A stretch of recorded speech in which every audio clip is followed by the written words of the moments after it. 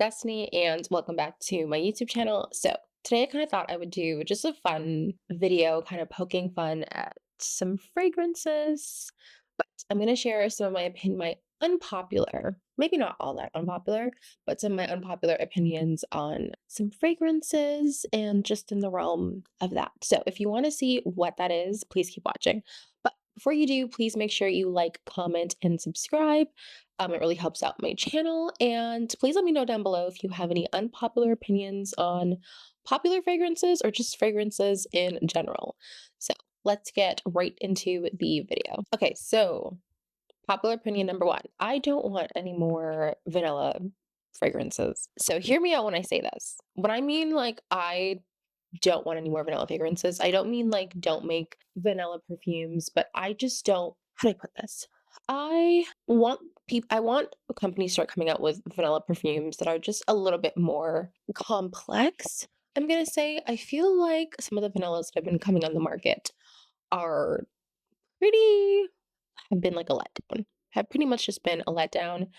And so, but I feel like they keep pumping out vanilla fragrances like left, right, and center, but I'm not getting anything that has wowed me so far. I know like Burberry Goddess was like a really big hit and everyone loved it, and I don't necessarily think it's a bad fragrance, but I feel like I have Kayali Vanilla 28 and that's just like a straight up vanilla.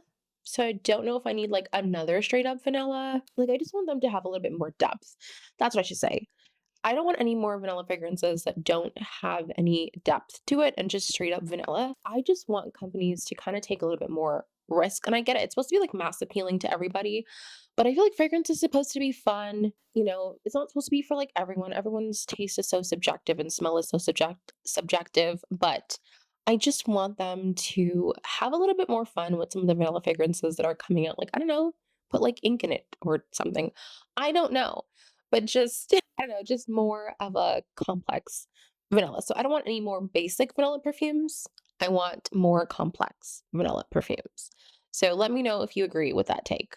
Okay, so the next unpopular opinion is I will not be buying a tester, a sample, a bottle of any more Amouage fragrances. I have trust issues when it comes to Amouage. I have blind bought two fragrances so far, and Amouage is not a cheap brand whatsoever. But like for instance, I blind bought Dia, and it's not a bad fragrance. Like I actually gave it to my mom. She loves it. It's like a powdery fragrance, but and then I bought one called Beach Hut, and I feel like you just have to. Amouage is a very particular scent profile from what I see.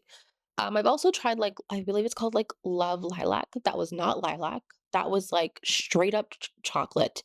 So I just when it comes to the House of Amouage, I don't trust it. Right now, I'm leaning away from it. So I know there's like I believe it's called like Love Delight and people talking about a perfume called Guidance.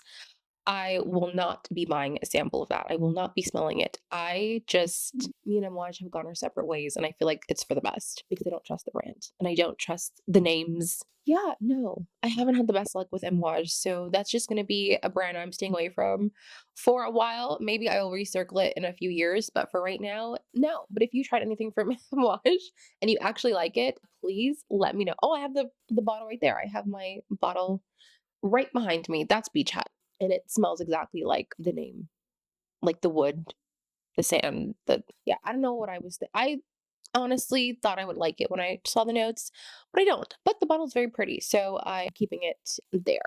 So yeah, let me know if you like the House of Amouage and what you actually like from them. Because I feel like you either really, really, really love the House of Amouage or you don't like it at all. I haven't seen very much like in between. So let me know on that front. Okay, so this is gonna be like an unpopular opinion, but I'm gonna need brands to start coming out with like the 10 ml bottle in the same bottle as like the full bottle size. So Kayali does this, and that was like the first brand I've seen take the bigger bottles and make them into like the 10 ml bottles. And I feel like if they could do it, it just kind of makes me realize, oh, like other brands can do it too. They're just choosing not to. And I feel like no matter if you're buying a 10 ml bottle, 30, 40, 50, whatever milliliter bottle that you're buying, you're still paying for the perfume. So I feel like you should get the experience all around, even if that means the experience comes in a smaller bottle. I don't think that's an unpopular opinion, but I think that like I said, like I've seen Kayali do it. They do have 10 ml like travel size that comes in like the big like that looks exactly like the big bottle, just miniature. So I was like, okay, so companies absolutely can do that. They just choose not to. And they need to start doing that because why not? Just because you're buying a travel size doesn't mean that you don't want your bottle to look cute. Like I get it's supposed to be travel size, but it could be travel size and mini. And I feel like because you know what they do when they have those like gift sets and they show you like the really really tiny little droppers, they will make a miniature version of those droppers, no problem.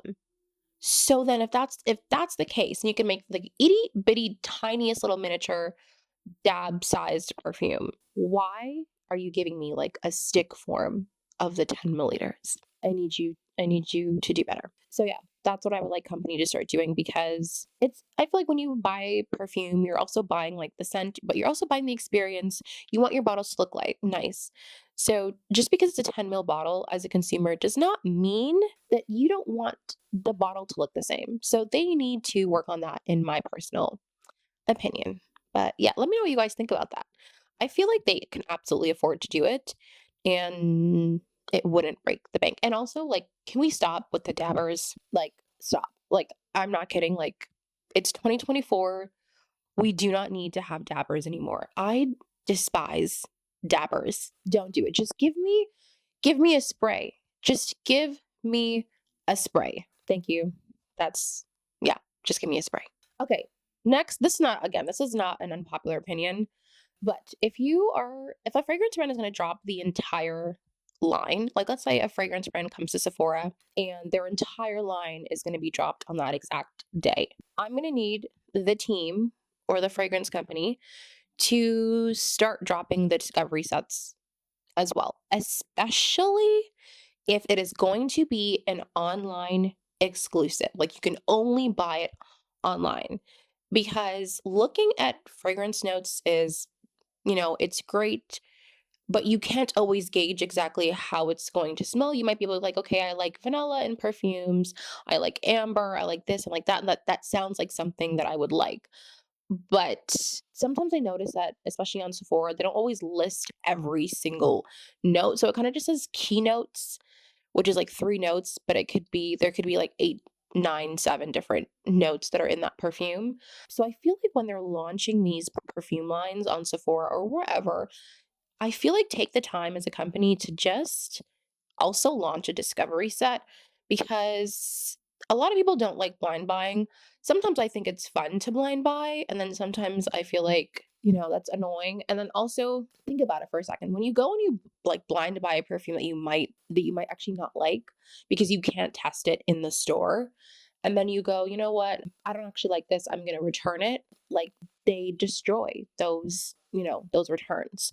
But if you're able to get like a discovery set, you can buy the discovery set for like what, 30, $40, something like that. Try all the perfumes that they have on that line and then decide which one you like the best, or you might not like any of them that much, but then it might just be great to have them like in your bag as samples, like in case you forget to leave like the house and you want to spray something, then you could just use up your samples or spray it around your house, spray it in your bathroom, as opposed to wasting like an entire bottle of a perfume. And I feel like you're way less likely to return like a discovery set. And at least in a discovery set, I feel like even if you like one fragrance or two fragrances, it's still kind of worth it because, to me, it's like, okay, well, how many times you're going to have to blind buy? You're like, okay, I don't like this perfume. I'm going to buy this one. Okay, I don't like this perfume. I'm going to buy this one. You have returned and bought like 4 or 5 times, and all those bottles just get destroyed. They don't get donated. They just get destroyed. So being able to also, launch a discovery set the same way that you're going to launch all of your fragrances, or even if you only have 3 fragrances as a perfume brand, just be able to have a discovery set of just the 3 so people can, and also test it out because that's another thing. Like, even if you spray it in store and you go and you smell it, you might like the initial spray, and then you're walking around and you're just like, "No, I don't like that dry down." So, it's also about being able to test as a consumer and being able to, know that you like it. You're spending your hard-earned money, you want at least some time with the fragrance. So, I always love discovery sets, to be honest. It's like one of the best ways to try out fragrances. I bought the Maison Margiela discovery set like a while ago, and even now I will go back to that discovery set that I have. Like, I just discovered that I actually really do like Beach Walk, but it's because I bought the discovery set and I didn't use up all the samples. That I kept always being able to go back to those scents and try them again. So then, even if I didn't like the scent initially, when I kept going back and kept smelling, I'm like, I actually like this now.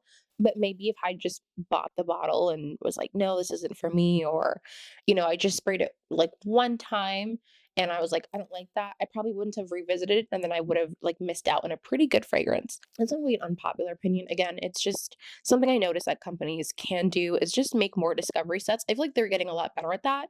I see a lot of discovery sets being launched quite often, but I feel like that should be part of the budget when you are launching a brand, especially if it's going to be online. So, all of us that love perfumes or like perfumes can make better informed decisions and actually spend some time with the fragrance. So, that's just my opinion about that. Okay, unpopular opinion. I don't know what number this is, but the Labo City exclusive line is way too expensive. Like, don't get me wrong, there is one, I think it's Vanilla 44 from Paris. I actually really, really like that fragrance. It almost kind of reminds me of Diptyque's Eau d'Huile. It's like a green vanilla. I do like that fragrance. I also like Gaiac 10, but I don't know if I like it for 6 and 7 $100. I love fragrances. I absolutely do. But that's just astronomical when I think about the price of that. And it's just like, I get it. It's a city exclusive. It only comes for like a month. But one time I was in the Labo store and there was like another girl in there and we were both in there. We were smelling the perfumes. And, one of the customers said, like, why is the city exclusive so expensive? And the worker at the time was like, oh, it's actually more expensive because they use like higher quality ingredients. And I'm in the store and I'm like, so are you trying to tell me that like Le Labo's everyday line doesn't use high quality ingredients? Because that's concerning because Le Labo is not expensive, it is not cheap, even their regular line isn't. So that kind of made me go, so what are we getting? Like when we're buying the normal line, like what is that supposed to mean? Like you use higher quality ingredients and that's why it's more expensive. So what kind of ingredients do you use in the everyday line?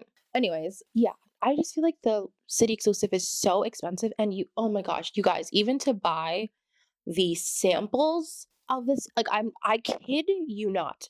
I like this. I think the samples for like the regular line is like $6 per sample.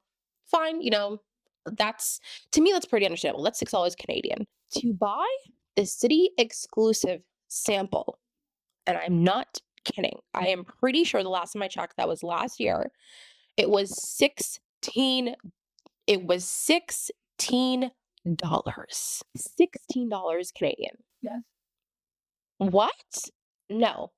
No. I want a PowerPoint presentation as to why it is so expensive. And I don't want to hear that like it's cheaper than going to Tokyo, it's cheaper than going to Paris, because I feel like I could go to Paris, I can go to Tokyo, and I could find an even more beautiful perfume and it still wouldn't cost me that much. That's exclusive, or you can only find it there. And I could probably get a big old bottle, like 100 ml bottle.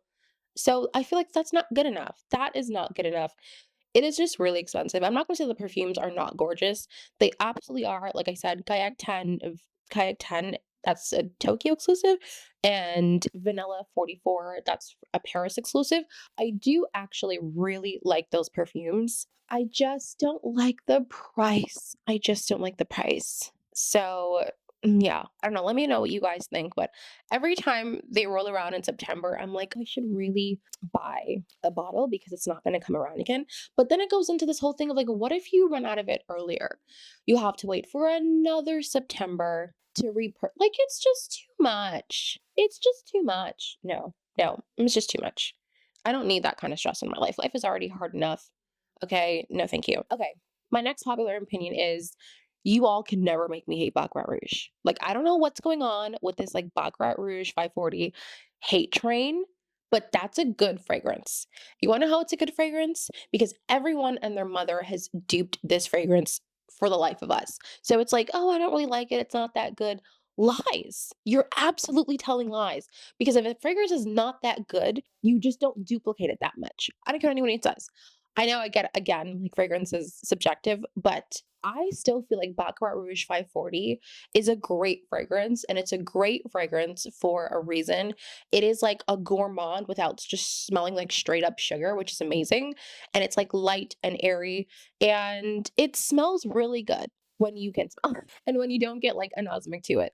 But that's just my opinion. I honestly think that the hate that Baccarat gets is overkill. And I think after a point, you even if you okay, here's my thing. Even if you used to love it and now you feel like everyone wears it, so like I don't wear it anymore. Fine, that's perfectly fine, but you cannot dispute that it does smell good though. And it's duped so many times. Like there is a reason. But I also feel like people just don't like things that are popular or don't like things that other people think are overhyped. And I noticed that about like a lot of things. And here's my thing. I think that like why do we not like stuff that are popular? What does it matter? Like, what does it actually really matter? Like, there are perfumes that have been around for, okay, Chanel number five has been around for a very long time. And although it does smell maybe a little bit outdated for, some people do actually really like it, especially if you like aldehydes. There's a Chanel number five flanker that I actually like, not the original, but a different one. I'll put it somewhere on the screen. But I can also understand the craftsmanship of perfumes. Even if I am not the target audience.